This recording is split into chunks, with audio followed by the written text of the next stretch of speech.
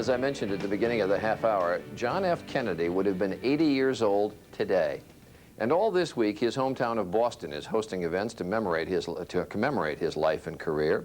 This Saturday, the Kennedy Library and Museum will unveil the new exhibit dedicated to the woman who brought a sense of style to the administration that some called Camelot, First Lady Jacqueline Bouvier Kennedy. Joining me now from Dorchester, Massachusetts, is their daughter, Caroline Kennedy. Good to have you back with us. Thank you. And that 80th birthday, to me, is so amazing. I suppose it evokes many feelings and thoughts to you. To me, it just makes me feel old because I don't think of him as ever being able to get old. So I know, isn't that strange? 80 years old today. Yeah, it is. What feelings does it evoke? Well, I think here at the library, you know, people really work so hard to carry on a lot of the things that he believed in and get young people interested in public service. So in that way, I think that we're always looking ahead rather than looking back. But certainly, if you look at the old footage and everything, he does look so young, and so obviously we miss him for that. Well, I mentioned there are new exhibits to open today, two involving your mom, one on your mom particularly, and one temporary exhibit on their marriage and the wedding. And we asked Caroline to give us an advance tour of the museum's new displays. Take a look. Well, we have recently expanded the exhibit here at the Kennedy Library about my mother, because I think that there's been such a tremendous outpouring of interest in her, especially since her death. We have here a few things from her childhood, a baby picture and a baby brush that my grandmother had saved, along with a sweater.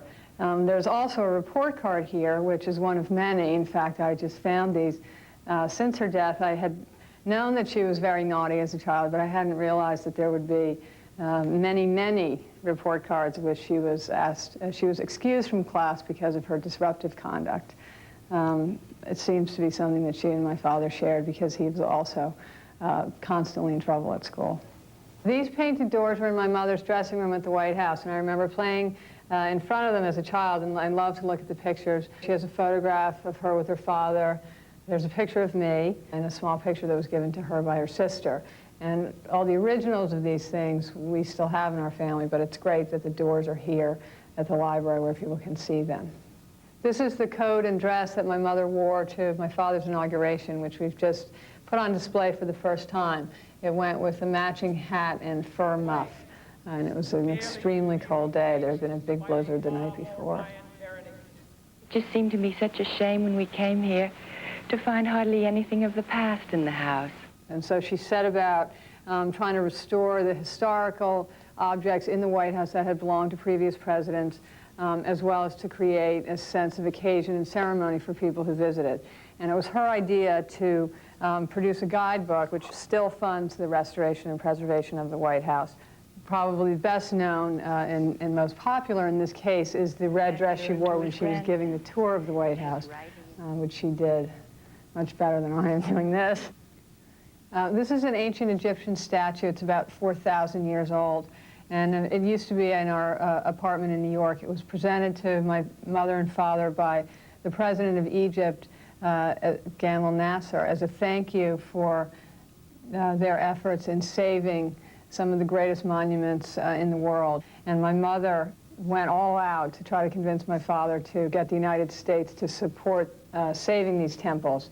And here we have a memo, one of the few memos that she ever wrote to him about why this was such a good idea and how important it was. This exhibit centers around my parents' wedding, and we have the engagement ring that my father gave my mother is here, and the invitation to their wedding. The poem here in the book that we found after my mother died was something that I had read growing up that she had written. She gave him the poem on their first anniversary, and I think she really captured a lot of his qualities. Meanwhile, in Massachusetts, John Kennedy dreamed, walking the shore by the Cape Cod Sea, of all the things he was going to be. And it goes on from there. Caroline, that exhibit on the wedding, is the wedding dress there? Yes, it is. In good condition? It's actually in good condition right now. We had a lot of work done on it because we found it all kind of crumpled up in a in a Lord & Taylor box in the warehouse, and nobody could believe that actually it was still there. It really looked as if it was on its way to being thrown out. But today it looks great, and it's fun, I think, for people to see it here at the library, because the pictures of the wedding are so memorable. But actually, she really didn't like the dress that much. I think she thought it looked a little bit like a lampshade, to be honest with you. Well, I asked about it because I saw a dress over your left shoulder when we started, and I wondered if that was it. Right. Yeah, I guess it is. Yeah, that's it behind you. Well, take my word for it. It's behind you. I know you're all wired in there and camera. All this stuff that that's in these exhibits, was it donated by you and your brother? Yes, there were some things here in the library that she had given. She had given all of her clothes, which we have, that she wore on state visits and on ceremonial occasions at the White House. But there were so many, many more personal things that she had kept that we have now given to the library. Many objects and things that had been in our apartment, as well as a lot of the historical documents that went along with her work in the White House and on historic preservation. So all the memos she wrote, all the sketches and drawings she did, and they really will be able to give people a sense of her attention to detail and her love of history and her knowledge about the White House and later on about our country. Do you remember much about those White House years?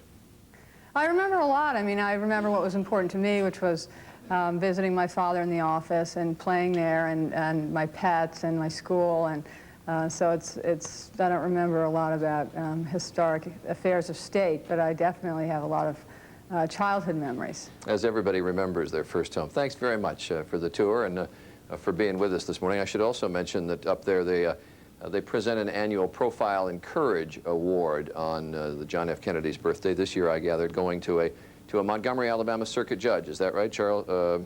I have his name. Charles Price? Charles Price, that's right. And Judge Price was faced with a decision on the constitutionality of the display of the Ten Commandments and prayer in the courtroom of another judge. And he at first ruled that the prayer was appropriate in the courtroom, but then he went to see the courtroom and he realized that it was really a religious ceremony that was going on, which is not appropriate in a public courtroom because it favors one religion over the others, and our country is really founded on the principle of separation of church and state, and it's what religious freedom obviously is what brought so many people to this country. And so he ruled against the other judge, and it created a huge outcry in Alabama, and the governor and most of the judicial establishment came out against Judge Price, and he really has taken a lot of heat for it, and it just shows how controversial religion in our public life is still today. And he wins the award this year. All right, thanks very much, Caroline Kennedy, for being with us. We'll be back. Thank you.